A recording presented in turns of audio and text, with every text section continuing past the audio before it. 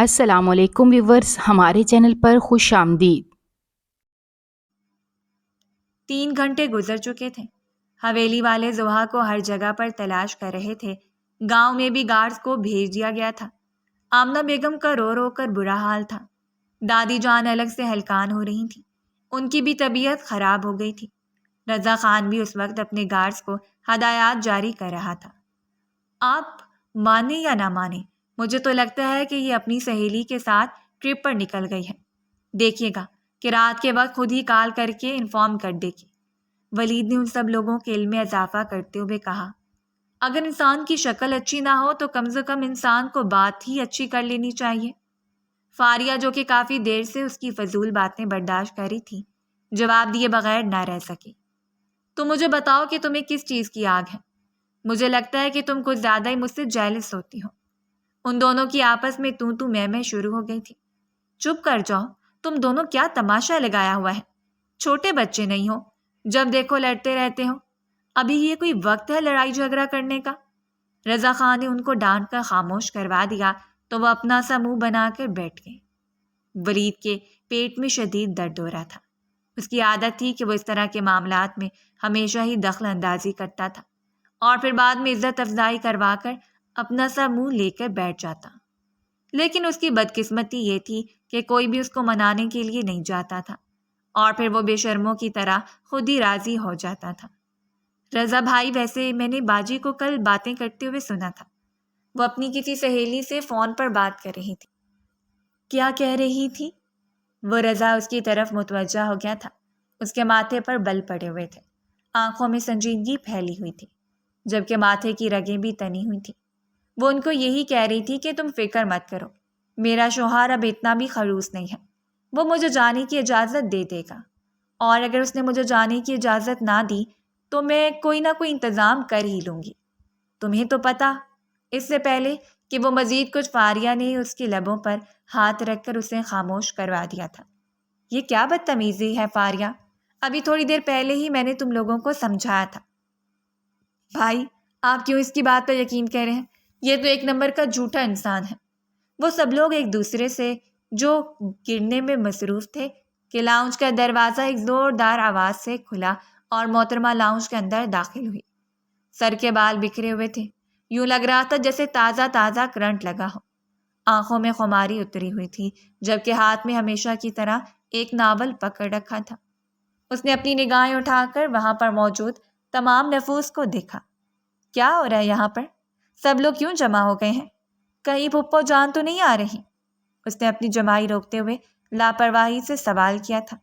تم کہاں پر تھے؟ رضا نے اسے اونچی آواز میں پوچھا۔ میں تو حویلی کے پچھلے حصے میں ناول پڑھ رہی تھی، نہ جانے کا میری آنکھ لگ گئی، یہ کہہ کر اس نے انگڑائی لی۔ دادی کا دل کہہ رہا تھا کہ وہ جوتا اٹھا کر اس کی پٹائی شروع کر دے اور اس ناول کو کسی آگ میں جھونک دے۔ انہوں نے اس کے ہاتھ سے کتاب لینی چاہی تو وہ اپنے سینے سے لگاتے ہوئے کہنے لگی، خبردار جو آپ نے میری عمر جہانگیر کو مجھ سے چھیننے کی کوشش کی۔ ابھی تک اس نے ناول کا اینڈ نہیں پڑھا تھا، اگر پڑھ لیتی تو شاید یہ کہنے کے بھی قابل نہ رہتی۔ ان ناولز کو تو میں آگ لگاتا ہوں۔ تمہیں اندازہ بھی ہے کہ ہم تمہاری وجہ سے کتنا پریشان ہو گئے تھے؟ تمہیں ہر جگہ پر تلاش کرتے پھر رہے ہیں کہ محترمہ نہ جانے کہاں پر چلی گئی ہیں۔ مجھے تو ڈر تھا کہ کہیں دشمنوں کے ہاتھوں تو نہیں لگ گئی۔ آدمی حویلی میں ہی چیک کر لیتا ہے۔ میں نے حویلی کے پچھلے حصے میں جانے کے لیے کس کو کہا تھا؟ رضا خان نے ان سے سوال کیا تو ولید اپنی دادو جان کے پیچھے جا کر چھپنے لگا تھا۔ اسے حکم دیا گیا تھا کہ وہ حویلی کے پچھلے حصے جا کر چیک کریں، مگر اس نے ٹال دیا تھا۔ اگر وہ اسی وقت ہی چلا جاتا تو شاید اتنا بڑا تماشا نہ لگتا۔ تم سب لوگ ہی حد سے زیادہ لاپرواہ ہو گئے ہو۔ تم سب لوگوں کا دماغ مجھے ٹھکانے پر لگانا ہی پڑے گا، ورنہ تم لوگ تو سر پر چڑھ کر ناچنا شروع کر دو گے۔ بھائی، ویسے سر پر چڑھ کر قید سے ناچتے ہیں۔ ولید کی زبان میں ایک بار پھر سے کھجلی ہوئی تھی۔ تم میرے ساتھ چلو پہلے، تو میں تمہیں تمہارا کام سونپتا ہوں۔ وہ یہ کہہ کر حویلی سے باہر نکل گیا۔ ولید نے معصوم سا چہرہ بنا کر دادی جان کو دیکھا، جنہوں نے اسے ہاتھ سے باہر جانے کا اشارہ کیا۔ جانتا تھا کہ آج ساری رات اس کے جڑگے میں ہی حساب کتاب میں گزرنے والی ہے۔ ان کو صرف میں ہی ملا ہوں، جب دل کرتا ہے اپنے آگے لگا لیتے ہیں۔ وہ منہ ہی منہ میں بڑبڑاتا ہوا حویلی سے نکل گیا تھا۔ آمنہ بیگم غصے سے اپنی بیٹی کی طرف بڑھی اور ایک زوردار تھپڑ اس کے سر پر دے مارا۔ آہ امی، درد ہو رہا ہے، کیا کر رہی ہیں؟ میں نے تمہیں کتنی بار کہا ہے جہاں کہیں بھی جایا کرو پہلے مجھے بتایا کرو۔ امی، آپ تو یوں بات کر رہی ہیں جیسے میں ناران کاغان گھومنے کے لیے نکل گئی تھی، حویلی میں ہی موجود ہوتی، پچھلے حصے میں جھولے پر بیٹھی ہوئی تھی۔ اگر وہاں پر کوئی آنے کی زحمت کر لیتا تو شاید اتنا بڑا تماشا نہ لگتا۔ وہ اپنے سر کو مسلتے ہوئے غصے سے بولی، تمہاری زبان کچھ زیادہ ہی چل رہی ہے، تمہاری زبان کو کاٹنا ہی پڑے گا، جاؤ اب اپنے کمرے میں۔ یہ کہہ کر انہوں نے اس کے ہاتھوں سے ناول چھین لیا تھا۔ اماں کیا کر رہی ہیں؟ ابھی تو میں نے اس کا اینڈ بھی نہیں پڑھا، صرف تھوڑی دیر کے لیے دے دیں، وعدہ کرتی ہوں کہ پھر دوبارہ کبھی بھی اس طرح کی حرکت نہیں کروں گی۔ وہ چھوٹے بچوں کی طرح منہ بسوڑنے لگی تھی۔ مجھے تنگ مت کرو اور ابھی اور اسی وقت یہاں سے جاؤ، ورنہ مجھ سے برا کوئی بھی نہیں ہوگا۔ میں نے تمہارا لحاظ کر کے دیکھ لیا ہے، تم اس قابل ہی نہیں ہو۔ تمہارے ساتھ نرمی سے پیش آیا جائے، اور جہاں تک ان فضول کتابوں کا سوال ہے، انہوں نے بھی تمہارا دماغ خراب کیا ہوا ہے، ان کو تو میں آگ لگاتی ہوں۔ یہ کہہ کر وہ تن فن کرتے ہوئے اپنے کمرے کی طرف بڑھ گئی تھی، جبکہ وہ اور فاریہ لاؤنج میں ہی کھڑی تھی۔ دادی جان بھی اپنے کمرے میں جا چکی تھی۔ ویسے باجی، آپ کے لیے ایک اور بہت بری خبر ہے۔ اب اور کیا باقی رہ گیا ہے؟ سوچ رہی ہوں کہ آپ کو بتاؤں یا نہیں۔ بتا ہی دو یار، اگلے ہفتے آپ کی رخصتی ہونے والی ہے۔ ہائے اللہ، کس کے ساتھ؟ آف کورس رضا خان کے ساتھ، اور کس کے ساتھ؟ ہو سکتا ہے صرف وہی تو ہیں جو آپ سے بے تحاشا محبت کرتے ہیں، جن کے دل میں آپ بستی ہیں، اور جن کو دیکھ کر آپ کو اپنے ارد گرد تتلیاں اڑتی ہوئی محسوس ہونے لگتی ہیں۔ وہ جان بوجھ کر اس کو تنگ کر رہے تھے۔ دیکھو، میرے ساتھ اس طرح کا مذاق مت کرنا، ورنہ میں رونا شروع کر دوں گی۔ وہ روحان سی ہو گئی تھی۔ ارے، آپ جانتی ہیں کہ مجھے مذاق کرنے کی عادت نہیں ہے، میں جو کچھ بھی کہتی ہوں سچ کہتی ہوں۔ یہ کہہ کر وہ اپنے کمرے میں چلی گئی تھی۔ اس نے دادی جان سے کنفرم کروایا تو دادی جان نے اس کے علم میں اضافہ کرتے ہوئے کہا کہ یہ سچ ہے۔ ہائے میرے اللہ، کیا سب لوگوں کو میری خوشیاں ہضم نہیں ہو رہی جو وہ مجھ پر یہ ظلم کرنا چاہ رہے ہیں؟ اف اللہ جی، رضا صاحب، اس کو تو ناولز پڑھنا بھی پسند نہیں ہے، اس نے تو میری زندگی عذاب بنا دینی ہے۔ سوچا تھا کہ کسی ادبی شخص سے شادی کروں گی جس کو ادب کا شوق ہوگا، اور پوری زندگی اس کے گھر میں ناولز پڑھنے میں گزار دوں گی۔ ہائے، یہ ظالم انسان کہاں میرے پلے پڑ گیا۔ اماں کو بولتی ہوں کہ وہ رخصتی کو ڈیلے کر دیں۔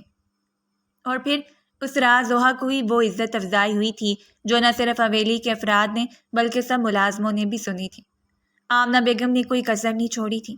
ہاں، ایک چھوٹی سی کسر باقی رہ گئی تھی جو انہوں نے جوتا اٹھا کر اس کی پٹائی نہیں کی تھی، ورنہ زبان سے تو انہوں نے اسے ایسی ایسی باتیں سنائی کہ زحا کو اپنے کانوں سے دھواں نکلتا ہوا محسوس ہو رہا تھا۔ جب وہ اپنی اماں کے کمرے سے باہر نکلی تھی تو اس کا چہرہ شرمندگی کے مارے لال تھا۔ سامنے ولی صاحب پلر کے ساتھ ٹیک لگا کر کھڑے تھے۔ ہاتھوں کیسا رہا آپ کا سیشن؟ تم تو میری نظروں کے سامنے سے دفع ہی ہو جاؤ، یہ سب کچھ تمہاری وجہ سے ہوا ہے۔ ارے دیکھو تو، ایک تو چوری، اوپر سے سینہ زوری۔ میں نے تمہارے منہ نہیں لگنا ہے، جاؤ یہاں سے۔ اس نے اماں سے ناول کا سوال کیا تھا تو اماں نے صاف الفاظ میں کہہ دیا تھا کہ وہ میں نے رضا خان کے حوالے کر دیا ہے، اگر لینا ہے تو اسے جا کر لو۔ وہ جاتے جاتے پلٹی۔ اچھا، میرا ایک چھوٹا سا کام کر دو گے؟ نہیں، بالکل بھی نہیں، ابھی تھوڑی دیر پہلے تم نے میرے ساتھ بدتمیزی کی ہے۔ ولید، تم ذرا مجھے بتاؤ کہ تم اس سے کتنے سال چھوٹے ہو؟ زیادہ تو نہیں، بس 5 سال، اس نے خباثت بھرے انداز میں مسکراتے ہوئے کہا۔ ٹھیک ہے، میں تمہیں بدلے میں 5000 دوں گی۔ ولید فوراً سے راضی ہو گیا تھا۔ بتائیں، کون سا کام ہے محترمہ؟ ہم تو آپ کے لیے جان دینے کے لیے بھی حاضر ہیں۔ ذرا سا آگے کو جھکتا لوفرانہ انداز میں بات کرتا وہ اس کو بہت زہر لگ رہا تھا۔ صرف اور صرف اس بات کا پتہ لگا کہ رضا خان کہاں پر ہے۔ اگر وہ اس حویلی میں نہ ہوا تو تمہیں 5000 دیا جائے گا، اور اگر وہ اس حویلی میں ہوا تو صرف 2000 ملے گا۔ یہ کیا بات ہوئی؟ یہ اب رضا خان کی موجودگی پر ڈیپینڈ کرتا ہے۔ اپنے بال ہوا میں لہراتی وہ وہاں سے جا چکی تھی۔ ولید بھی اپنے نام کا ایک تھا، وہ کیسے 5000 اپنے ہاتھوں سے نکلنے کی اجازت دے سکتا تھا؟ ایک نظر جا کر رضا خان کے کمرے میں دیکھا تو وہ اسے کہیں بھی نظر نہ آیا۔ ملازمہ سے سوال کیا تو وہ اس کو کہنے لگی کہ صاحب تو اس وقت لان میں موجود ہیں، کسی سے فون پر بات کر رہے ہیں۔ ولید کے لبوں پر شاطرانہ مسکراہٹ پھیلی ہوئی تھی۔ وہ تیز تیز قدم اٹھاتا ہوا اس چھوٹی سی لڑکی کے کمرے میں داخل ہو گیا۔ تمہارے لیے خوشخبری ہے، رضا صاحب اس وقت گھر پر نہیں ہیں، لیکن ایک بری خبر بھی ہے کہ وہ کسی بھی وقت حویلی آ سکتے ہیں۔ انہیں سے زیادہ کتنا ٹائم لگے گا؟ یہی کوئی 1 گھنٹہ۔ اگر تم چاہو تو ابھی جا کر ان کے کمرے سے وہ ناول لے سکتی ہو۔ ٹھیک ہے، تمہیں پیمنٹ بھی ناول اٹھانے کے بعد ہی دوں گی۔ یہ تو چیٹنگ ہے، ولید نے چیختے ہوئے کہا۔ نہیں، یہی تو اصل ڈیلنگ ہے۔ وہ اس کی طرف مسکراہٹ اچھالتی اس کے کمرے میں چلی گئی تھی۔ وہ اب اس کی شیلف میں اپنا ناول ڈھونڈ رہی تھی۔ سارے دراز کھول کر دیکھ لیے تھے مگر ناول کہیں بھی موجود نہیں تھا۔ اب اس کی الماری کھولے کھڑی تھی اور اس کی چیزوں کو آگے پیچھے کر رہے تھے جب اسے جانی پہچانی مردانہ آواز سنائی دی۔ یہ آواز تو وہ علاقوں میں پہچانتی تھی۔ اس کو لگا کہ اس کے قدموں کے نیچے سے زمین نکل گئی ہے۔ نگاہیں پھیر کر دیکھا تو وہاں پر وہی دشمن جان کھڑا تھا۔ کیا ہو رہا ہے یہاں پر؟ یہ کہہ کر وہ 2 قدم اس کی طرف بڑھا تو وہ تیزی سے پیچھے کی طرف کھس گئی۔ وہ کچھ بھی تو نہیں۔ میرے کمرے میں کیا کر رہی ہو؟ کس کی اجازت سے تم میرے کمرے میں داخل ہوئی ہو؟ میں نے تمہیں کتنی بار کہا ہے کہ اس طرح کی فضول چھوٹے بچوں والی حرکتیں نہ کیا کرو۔ تمہیں مینرز نام کی چیز ہی نہیں ہے۔ وہ جو بولنے پر آیا تھا تو خاموش ہونے کا نام ہی نہیں لے رہا تھا۔ زویا کا چہرہ شرمندگی کے مارے لال ہو گیا تھا۔ آئی ایم ریئلی سوری، میں ابھی یہاں سے چلی جاتی ہوں۔ وہ وہاں سے نکلنے لگی تھی کہ اس نے زوہا کا ہاتھ پکڑ کر اس کو ایک جھٹکے سے اپنی جانب کھینچا۔ وہ اس کے سینے سے لگتے لگتے بچی تھی۔ اس کے دل کی دھڑکنیں منتشر ہو گئی تھیں۔ جو سوال کیا اس کا جواب دو مجھے۔ بتاؤ کہ تم یہاں پر کیوں آئی ہو؟ اب اس کی آنکھوں میں آنکھیں ڈالتا براہ راست اس سے سوال کر رہا تھا۔ مجھے تکلیف ہو رہی ہے۔ زوہا نے اس کا اشارہ اپنے بازو کی جانب کیا جس کو اس نے مضبوطی سے دبوچا ہوا تھا۔ وہ ایک لمحے کے لیے پیچھے کی طرف ہٹ کر کھڑا ہو گیا اور بازو لپیٹ کر اس کے چہرے کو دیکھنے لگا جہاں پر مختلف رنگ پھیلے ہوئے تھے۔ وہ اس وقت بہت ہی پیاری لگ رہی تھی۔ وہ تھی ہی پیاری، چاند کا ٹکڑا۔ دلکش نین نقوش کی مالک وہ لڑکی جتنی اپنی حسن سے لاپرواہ تھی اتنی ہی کم عقل بھی تھی۔ بیوٹی وداؤٹ نو برین۔ وہ اسے دیکھ کر منہ ہی منہ میں بربرایا۔ مجھے سمجھ نہیں آئی آپ نے کیا کہا ہے؟ دماغ ہوگا تو تمہیں کچھ سمجھ آئے گا۔ یہ سن کر وہ خسیانی سی ہنسی ہنس دے۔ وہ مجھے میرا ناول چاہیے۔ کیوں؟ میں نے پڑھنا ہے۔ ابھی تک میں نے اس ناول کا اینڈ نہیں پڑھا۔ تمہیں تمہارا ناول نہیں ملے گا۔ اب جاؤ یہاں سے۔ پلیز ایسا مت کریں۔ ایک تو تم بغیر اجازت سے میرے کمرے میں داخل ہو گئی ہو۔ مجھ سے معافی مانگنے کی بجائے تم یہاں پر کھڑی مجھ سے ضد کر رہی ہو۔ تم آخر خود کو سمجھتے کیا ہو؟ بہت ہو گیا ہے۔ میں نے تمہاری بہت سی فضول سرگرمیاں برداشت کر لی ہیں مگر ابھی نہیں۔ تمہارے 5 سال پورے ہو چکے ہیں۔ میں نے تمہیں کہا تھا کہ اپنی ہاؤس جاب سٹارٹ کرو اور تم ہو کہ گھر میں ہی فارغ بیٹھی ہوئی ہو۔ میں نے ایک اسپتال میں بات کی ہے، تھوڑے ہی عرصے میں وہ مجھے بلا لیں گے۔ اس نے نگاہیں چراتے ہوئے کہا تھا۔ کسی اور کے اسپتال میں کام کرنے کی کیا ضرورت ہے؟ میرا اسپتال ہے نا۔ وہ اب حیرت سے آنکھیں پھاڑے اس کے چہرے کو دیکھنے لگی تھی۔ میں آپ کے اسپتال میں کام نہیں کروں گی۔ میں نے تم سے پوچھا نہیں ہے بلکہ تمہیں بتایا ہے۔ کل تیار رہنا، تمہیں اپنے ساتھ لے کر جاؤں گا کیونکہ جتنا تم گھر پر ہوگی اتنا ہی تمہارا دماغ خراب ہوگا اور پتہ نہیں کس طرح کے ناول پڑھ کر اپنے آپ کو پریشان کرتی رہتی ہو۔ اس ناول کا بھی ہیرو مر ہی جائے گا۔ ہائے میرے اللہ، یہ آپ نے کیا کہہ دیا؟ آپ نے مجھے کیوں بتا دیا؟ ہائے اللہ، میں نے خود پڑھنا تھا۔ وہ وہیں پر کھڑے ہو کر واویلا مچانے لگی تھی۔ اس نے بے ساختہ اپنے کانوں میں انگلی دی۔ خاموش ہو جاؤ، بچوں جیسی حرکتیں مت کرو، میچور ہو گئی ہو تم۔ وہ چلاتے ہوئے بولا۔ پہلے بھی میں نے آپ کی وجہ سے وہ ڈگری لی جس نے مجھے ذرا بھی دلچسپی نہیں تھی، اور اب آپ کہہ رہے ہیں کہ میں آپ کے اسپتال میں کام کروں۔ ظاہر سی بات ہے تم میری بیوی ہو اور میرے مطابق ہی چلنا پڑے گا۔ کیا میری اپنی کوئی مرضی نہیں ہے؟ اس نے بے ساختہ اس سے سوال کیا۔ وہ چند لمحوں کے لیے خاموش ہو گیا تھا۔ تمہاری بہتری کے لیے ہی کر رہا ہوں جو کر رہا ہوں۔ آپ کو میرے لیے بہتر سوچنے کی ضرورت نہیں ہے۔ یہ سن کر وہ یکدم ہی غصے سے اس کی طرف بڑھا تھا اور اس کو بازو سے پکڑ کر اس کے دیوار کے ساتھ لگا لیا تھا۔ اس کی سانسیں بری طرح سے منتشر ہو گئی تھیں۔ وہ اپنے چہرے پر اس کی سانسوں کی تپش محسوس کرتے ہوئے مزید بے چین ہو رہی تھی۔ کیا کہا ہے تم نے؟ ذرا پھر سے کہو۔ کچھ بھی نہیں۔ آئی ایم سوری، مجھے معاف کر دیں۔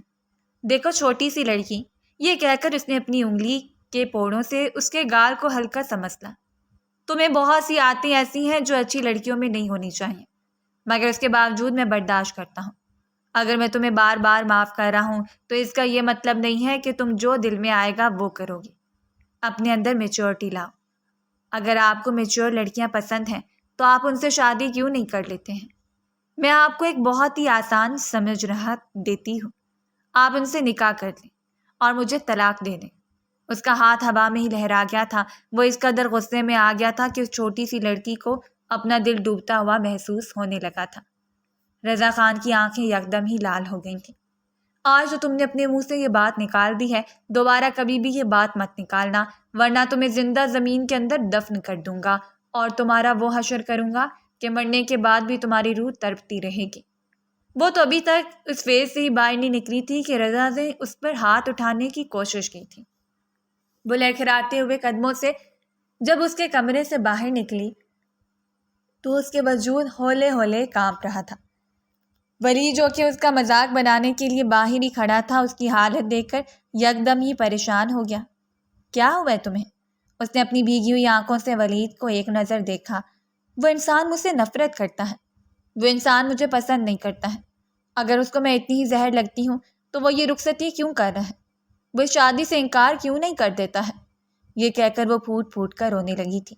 ولید نے اس کو سنبھالنا چاہا مگر وہ اپنا ہاتھ چھڑاتی ہوئی بھاگتی ہوئی اپنے کمرے میں چلی گئی تھی۔ ولید نے ایک تعصب بھری نگاہ اس کے پشت پر ڈالی۔ زحا تھوڑی سی سمجھدار ہو جاؤ، اس طرح سے زندگی گزارنا تمہارے لیے بہت مشکل ہو جائے گا۔ ولید خود جتنا مرضی لاپرواہ سہی، مگر وہ جانتا تھا کہ ایک لڑکی کو کس حد تک سمجھدار ہونا چاہیے۔ وہ اس کی جذباتی طبیعت سے بھی بہت اچھے طریقے سے واقف تھا۔ وہ اس کو اکثر سمجھانے کی کوشش کرتا تھا تو زحا اس کی باتوں کو مذاق میں اڑا دیتی تھی۔ دوسری طرف رضا خان نے تھوڑی ہی دیر میں کمرے کا حال برا کر دیا تھا۔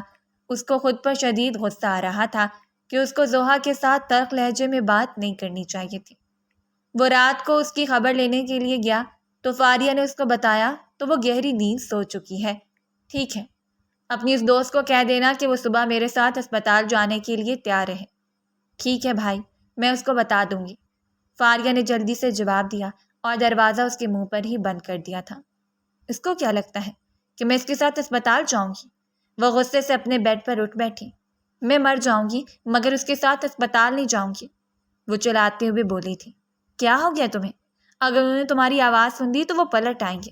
سنتے ہیں تو سنتے رہیں، ڈرتی ورتی نہیں ہوں کسی سے، میں کسی کے باپ کا نہیں کھاتی ہوں جو ان سے خوف زدہ ہو جاؤں گی، اپنے باپ کا کھاتی ہوں میں۔ بس کر جاؤ زحا، بس کر جاؤ۔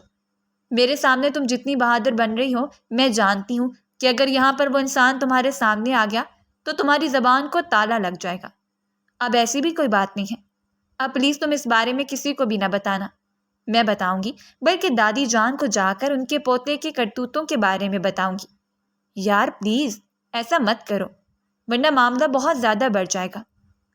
پوری رات ہی فاریہ اس کو بیٹھ کر سمجھاتی رہی تھی اور پھر صبح جب وہ اٹھی تو اس کا دماغ کافی حد تک واش ہو چکا تھا۔ فاریہ کی باتوں نے اپنا اثر کر دیا تھا۔ دروازے پر دستک ہوئی مگر وہ سوتی بن گئی۔ ملازمہ دوبارہ اس کے پاس اس کو اٹھانے کے لیے آئی تھی مگر زحا ڈھیٹ بنی ہوئی تھی۔ اس نے چادر سر تک تانی ہوئی تھی اور مزے سے لیٹی ہوئی تھی۔ اس کے مزے میں خلل تو تب پیدا ہوا تھا جب اس نے رضا خان کی آواز سنی تھی جو اس وقت اس کے بیڈ کے قریب ہی کھڑا تھا۔ ابھی اور اسی وقت اٹھو۔ وہ جلدی سے اپنی جگہ پر اٹھ بیٹھی۔ اس نے اپنے آپ سے جتنے وعدے کیے تھے وہ سارے ٹوٹ چکے تھے۔ اس انسان کی پرسنالٹی ہی ایسی تھی کہ وہ ہمیشہ ہی اس کے سامنے بے بس ہو جاتی تھی۔ ابھی تھوڑی دیر پہلے تم نے ملازمہ کو کیا کہا؟ وہ بازو لپیٹے اس کے چہرے کو گھورتا ہوا سوال کر رہا تھا۔ وہی کہا ہے جو اس نے آپ کو جا کر بتایا ہے۔ دیکھو میرا میٹر شارٹ مت کرو، 15 منٹ ہے تمہارے پاس، جلدی سے تیار ہو کر نیچے پہنچو۔ آج سے تمہاری ہاؤس جاب سٹارٹ ہو جائے گی۔ فکر مت کرو، تمہیں تمہاری پے بھی ملا کرے گی۔ میں اتنا ظالم نہیں ہوں کہ تمہیں مفت میں اپنے اسپتال میں کام پر رکھوں گا۔ وہ اس کے ہمراہ چلتی اسپتال کے اندر داخل ہوئی تھی۔ سب لوگوں کی نظریں اس پر اٹھی تھیں۔ اپنی اوپر نظروں کی تپش محسوس کرتی ہوئی وہ تھوڑی سی بے چین ہو گئی تھی۔ تم اندر اسٹاف روم میں چل کر بیٹھو، میں تھوڑی ہی دیر میں تمہیں اپنے آفس میں بلاتا ہوں۔ کیا میں وہاں پر اکیلی بیٹھوں گی؟ وہاں پر اور بھی ڈاکٹرز موجود ہیں، جا کر ان سے بات کرو۔ اور ہاں، میل ڈاکٹرز سے زیادہ فری ہونے کی ضرورت نہیں ہے۔ وہ اس کی نقل اتارتی وہاں سے چلی گئی، لیکن جب اسٹاف روم میں داخل ہوئی تو وہاں پر صرف ڈاکٹر زیادہ ہی بیٹھا ہوا تھا۔ وہ اس کی عمر کا ہی ینگ سا نوجوان تھا، کافی زیادہ ٹیلنٹڈ اور پنچوئل ڈاکٹر تھا۔ وہ اس کو دیکھ کر تھوڑی سی کترا گئی۔ اس نے بھی ڈاکٹروں والا کوٹ پہنا ہوا تھا۔ ڈاکٹر زید اس کو پہچان چکا تھا، اس لیے اپنے لبوں پر دوستانہ مسکراہٹ سجاتے ہوئے کہنے لگا، ہیلو ڈاکٹر زوہا، کیسی ہیں آپ؟ مجھے تو لگ رہا ہے کہ آپ 1 مہینے پہلے ہی جوائننگ دے دیں گی۔ آپ نے تو آتے آتے بہت دیر کر دی۔ وہ اس کو کیا بتاتی کہ اس کا یہاں پر آنے کا کوئی پلان ہی نہیں تھا۔ وہ تو اسلام آباد کے کسی اسپتال میں ہاؤس جاب کرنا چاہتی تھی، مگر اس کی بدقسمتی یہ کہ وہ رضا خان کے ہتھے چڑھ گئی تھی۔ اس سے پہلے کہ وہ کوئی بہانہ بناتی، ڈاکٹر زید اس سے چھوٹے چھوٹے سوالات کرنے لگا تھا۔ وہ کافی اچھا انسان تھا، عورتوں کی عزت کرتا تھا۔ ایک بار بھی اس نے نگاہیں اٹھا کر زوہا کی طرف نہیں دیکھا تھا۔ وہ واقعی اس سے امپریس ہو گئی تھی۔ ایک طرف یہ شخص ہے جو پوری طرح سے میری آنکھوں میں نہیں دیکھ رہا، اور دوسری طرف میرا شوہر ہے جس میں سب کو ہی اپنی لال آنکھ سے ڈرایا ہوا ہے۔ اس کو اس وقت بھی رضا خان کی یاد آ رہی تھی۔ اگر آپ کو کسی بھی چیز کو سمجھنے میں مشکل پیش آئے تو آپ مجھ سے کہہ سکتی ہیں، خادم ہمیشہ حاضر رہے گا۔ اپنے سینے پر ہاتھ رکھتا ہوا وہ اس کو بہت ہی کیوٹ لگ رہا تھا۔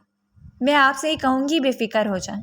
بس ایک چھوٹا سا پرسنل سوال میں کرنا تو نہیں چاہتا، مگر آپ تو جانتی ہیں کہ اگر کوئی بات مجھے پریشان کر رہی ہو تو میں پوچھے بغیر نہیں رہ سکتا ہوں۔ ڈاکٹر زید کے کہنے پر وہ دھیمے سے مسکراتی تھی۔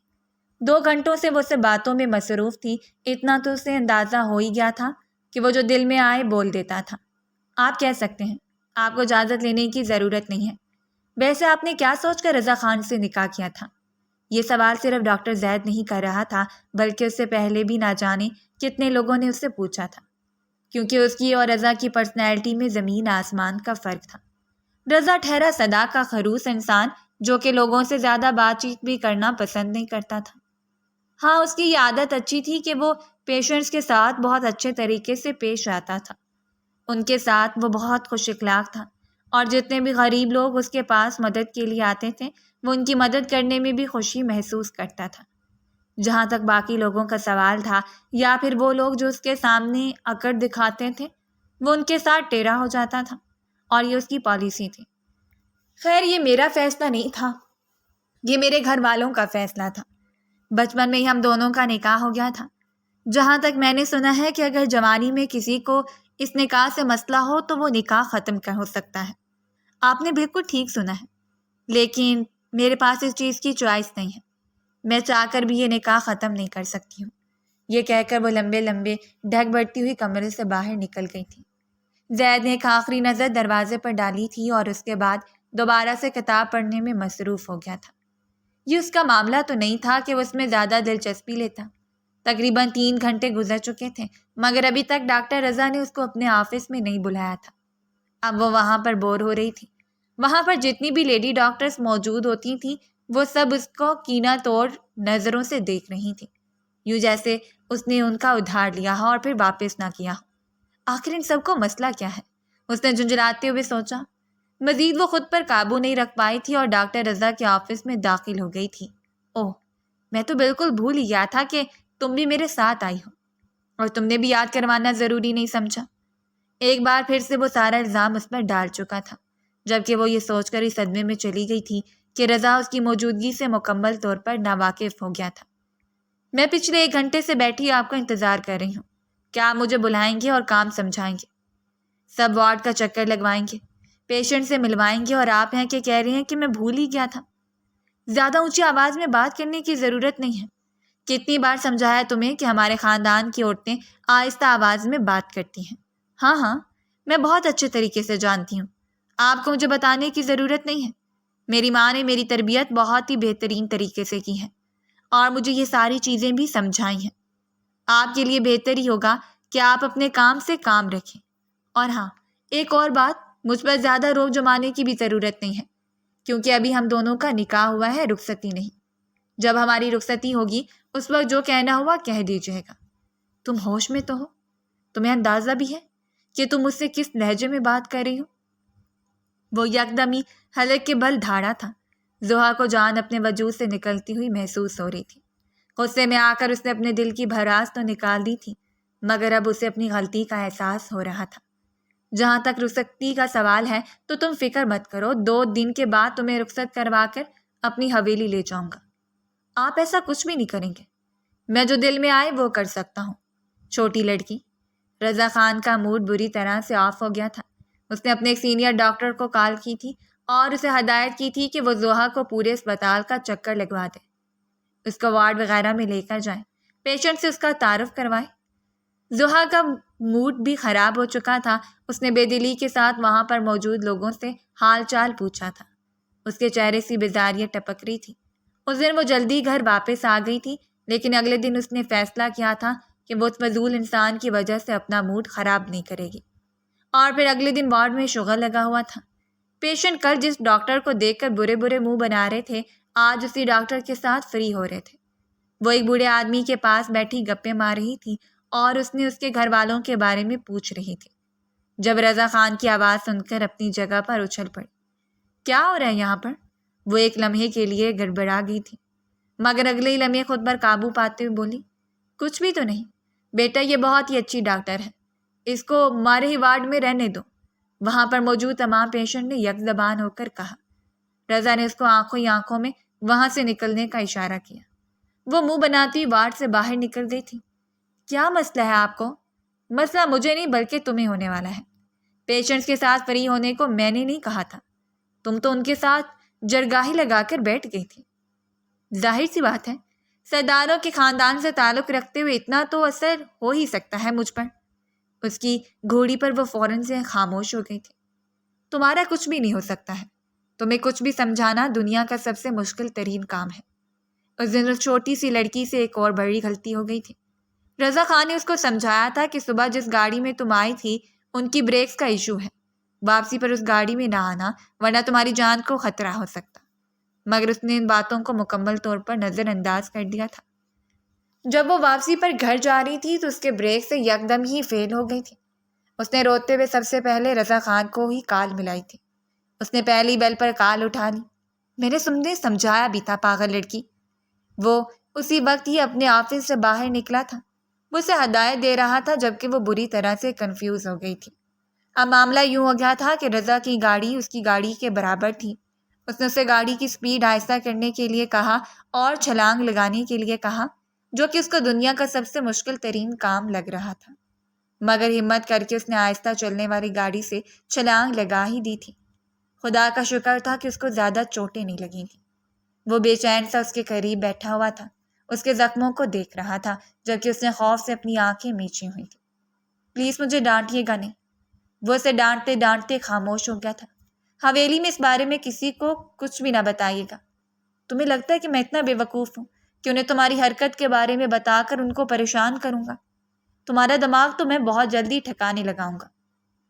بقول تمہارے، صرف اور صرف ایک بار ہم دونوں کا نکاح ہونے دو۔ تم صرف ایک بار میری دسترس میں آ جاؤ، اس دن میں تم سے سارے حساب کتاب بہت اچھے طریقے سے وصول کروں گا۔ اس کو وان کرتا ہوا وہ اس کو حویلی واپس لے گیا تھا۔ اسے اپنے کمرے میں لے جا کر اس کے زخموں کو صاف کیا تھا، جبکہ وہ خاموشی سے اس کی کارروائی دیکھتی رہی تھی۔ تمہیں کس نے کہا ہے کہ مجھے تمہاری ذات میں دلچسپی نہیں ہے؟ اچانک کہ اس نے زویا سے سوال کیا تو وہ گڑبڑا گئی۔ تمہیں ایسا کیوں محسوس ہوتا ہے کہ میں تم سے نفرت کرتا ہوں؟ اس نے دوبارہ سے سوال کیا۔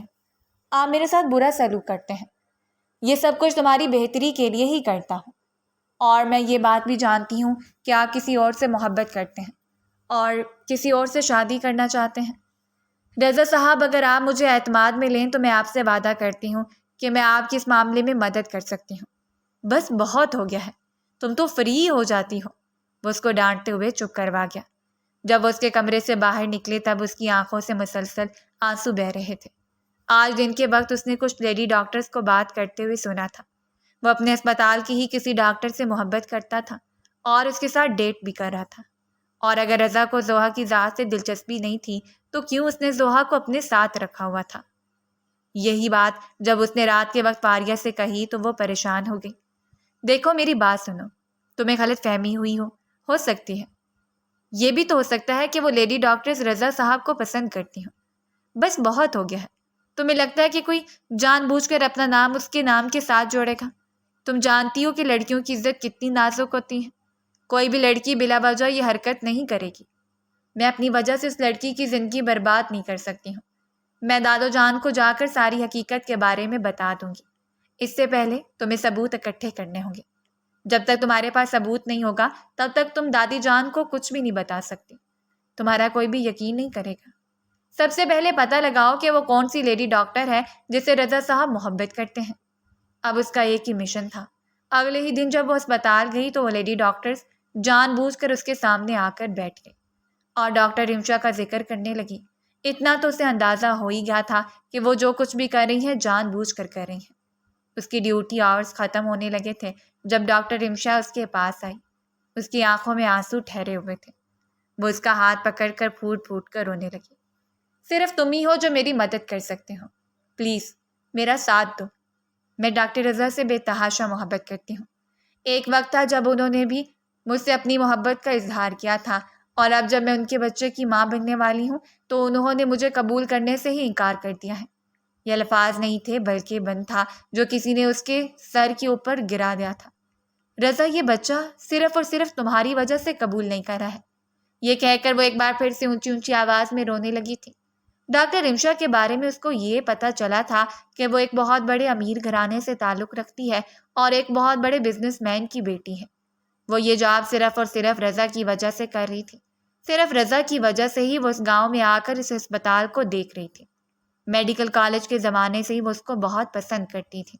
اس نے ایک بار رضا سے اپنی پسندیدگی کا اظہار کیا تھا، مگر رضا نے سختی سے منع کر دیا تھا اور اسے کہا تھا کہ اگر تم میری دوست بن کر رہنا چاہتی ہو تو بہترین ہے، لیکن اگر تمہارے دل میں کسی بھی قسم کے جذبات ہیں تو ان کو کچل ڈالو، کیونکہ میں اپنی منقوہہ کے ہوتے ہوئے کسی اور کی طرف نگاہ اٹھا کر بھی نہیں دیکھ سکتا، اور میں اپنی منقوہہ سے بہت محبت کرتا ہوں اور اس سے ہی شادی کروں گا۔ تب تو رمشا خاموش ہو گئی تھی، مگر اس کے دل میں زحا کے لیے شدید نفرت پیدا ہو گئی تھی۔ وہ چاہتی تھی کہ کسی طرح سے اس کو رضا سے دور کر دے۔ اس میں تو وہ ناکام رہی، مگر اب وہ زحا کے دل میں رضا کے لیے نفرت ڈال کر ان کے رشتے کو خراب کرنے کی کوشش کر رہی تھی، جس میں وہ کافی حد تک کامیاب ہو بھی گئی تھی۔ اس نے اپنی کالج کے زمانے کی کچھ تصویریں اس کو دکھائیں جس میں وہ رضا کے کافی قریب تھی۔ یہ تصویریں ایڈٹ کی گئی تھیں، مگر تب زحا کا دماغ اس قدر چکرا رہا تھا کہ وہ اندازہ ہی نہ لگا پائی۔ حویلی میں اس کی شادی کی تیاریاں ہو رہی تھیں۔ اس نے ایک نفرت بھری نگاہ حویلی میں ہونے والی ان تیاریوں پر ڈالی۔ اب بس، تمہیں کل سے جاب پر جانے کی ضرورت نہیں ہے۔ اب گھر پر ہی بیٹھو، ورنہ میری بیٹی کے چہرے پر رونق ہی نہیں آئے گی۔ اس کی ماں نے پیار سے اس کے چہرے پر ہاتھ پھیرتے ہوئے کہا۔ رونق آنا تو اب ناممکن ہے، اس نے تکلیف بھرے انداز میں کہا تھا۔ کیا فضول باتیں کرتی رہتی ہو؟ کتنی بار سمجھایا میں نے کہ اچھی بات زبان سے نکالا کرو۔ اب تو تمہاری شادی کے دن بھی قریب آ گئے ہیں، تھوڑی سی تو عقل مندی کا مظاہرہ کر لو۔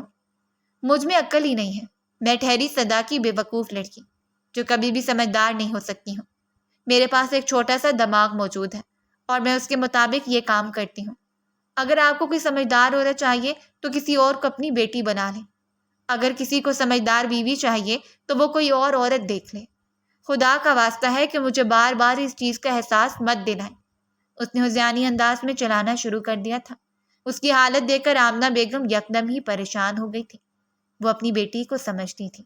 انہیں اندازہ ہو گیا تھا کہ ان کی بیٹی کے دل میں کچھ نہ کچھ غلط چل رہا ہے۔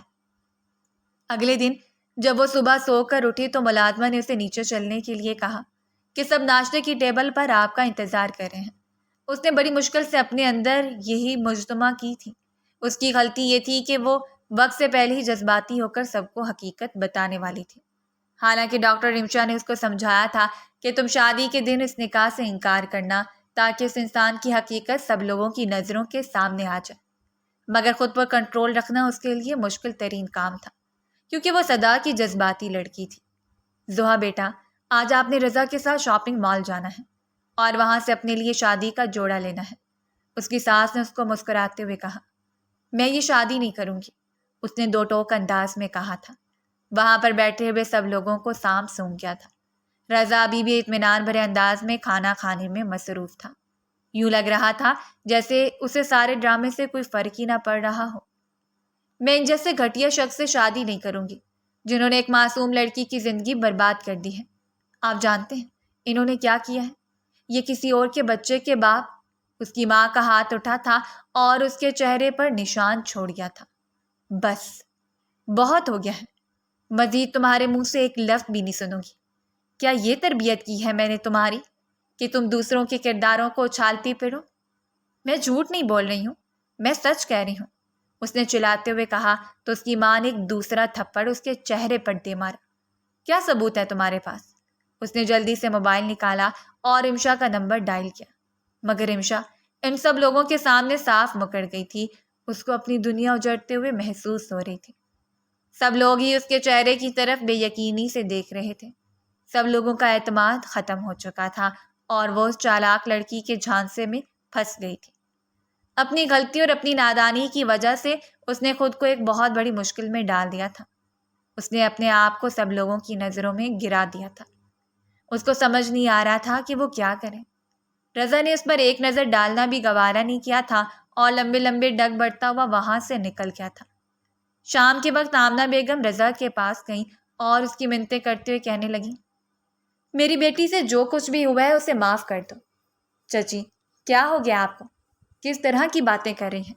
بیٹا پلیز اس نکاح کو ختم نہ کرنا۔ چچی پلیز، وہ اس کا ہاتھ پکڑتے ہوئے کہنے لگی، تم تو جانتے ہو کہ تمہارے چچا کی وفات کے بعد وہ کتنی بدل گئی ہے۔ وہ پہلے ایسی نہیں تھی۔ میں نہیں جانتی کہ کون ہے جو اس کا دماغ خراب کر رہا ہے، مگر یقین مانو وہ دل کی بہت اچھی ہے۔ یہ سن کر وہ چپ کر گیا تھا۔ ان کی شادی کا دن آن پہنچا تھا۔ وہ دلہن بنی اس کے کمرے میں بیٹھی ہوئی تھی۔ اس کی آنکھیں آنسوؤں سے بھیگی ہوئی تھیں۔ اس کے دل میں آیا کہ وہ جا کر چینج کر لے۔ وہ واش روم کے دروازے پر ہی کھڑی تھی کہ کمرے کا دروازہ کھلا اور رضا کمرے کے اندر داخل ہوا۔ دونوں کی نگاہیں ملی تھیں۔ زحا نے شرمندگی سے اپنی نگاہیں جھکا لی تھی۔ اب وہ رضا کے رحم و کرم پر موجود تھی۔ وہ اس کے ساتھ جیسا بھی سلوک کرتا زحا کو قبول کرنا تھا، کیونکہ غلطی اس کی اپنی تھی۔ اس کو جذبات میں آ کر اتنا بڑا فیصلہ نہیں کرنا چاہیے تھا۔ رضا مضبوط قدم اٹھاتا ہوا اس کے عین سامنے جا کر کھڑا ہو گیا۔ بیڈ پر جا کر بیٹھو، میں تھوڑی ہی دیر میں آتا ہوں، اس نے نارمل سے انداز میں کہا اور خود بالکنی میں چلا گیا۔ تھوڑی ہی دیر کے بعد جب وہ اندر آیا تو اس کے ہاتھوں میں گلاب کے ڈھیر سارے پھول تھے۔ ان میں سے ایک پھول اس نے زحا کے بالوں میں لگایا تھا۔ وہ حیرت سے اس کے عمل کو دیکھ رہی تھی۔ اس نے فاریہ کو ایک بار یہ بتایا تھا کہ اس کی خواہش ہے کہ اس کا شوہر شادی کی پہلی ہی رات اس کے بالوں میں گلاب کے پھول لگائے اور اس کے بعد وہ اپنی محبت کا اظہار کرے۔ وہ میرے حسن کی تعریفوں سے شروع کرے اور پھر میری اچھی عادتوں پر جا کر ختم کرے۔ رضا بھی وہی کر رہا تھا۔ رضا نے اس کی تعریف میں زمین آسمان کے قلابے ملائے اور پھر اس کی چھوٹی چھوٹی اچھی عادتوں کا ذکر کرنے لگا۔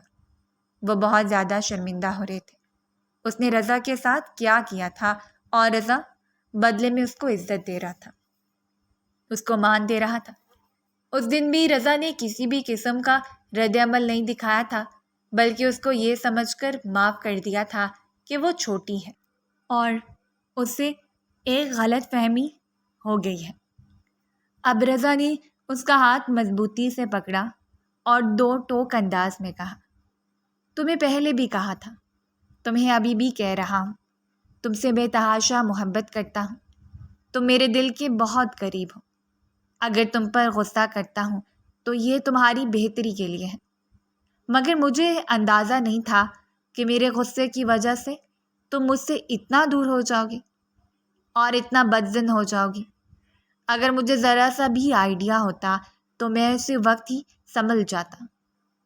مجھے پتہ چل گیا ہے کہ تم جیسی نازک عورت کو صرف پیار سے ہی سمجھایا جا سکتا ہے۔ تم جیسی پیاری عورتیں غصے کے لیے نہیں بنی ہیں۔ اس کے بالوں کو پیار سے سنوارتا ہوا وہ اسے اپنے دل کے بے حد قریب محسوس ہو رہا تھا۔ اس نے اپنا سر جزا کے سینے پر ٹکا دیا اور پھوٹ پھوٹ کر رونے لگی۔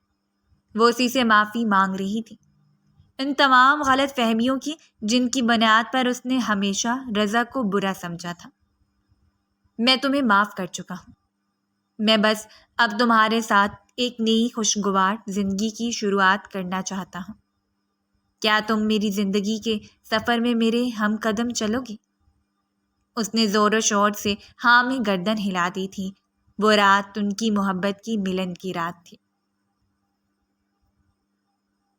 اگر آپ کو ہماری کہانیاں پسند آ رہی ہیں تو ہمارے چینل کو سبسکرائب کیجیے، ویڈیوز پر کمنٹ کیجیے اور شیئر کیجیے. شکریہ.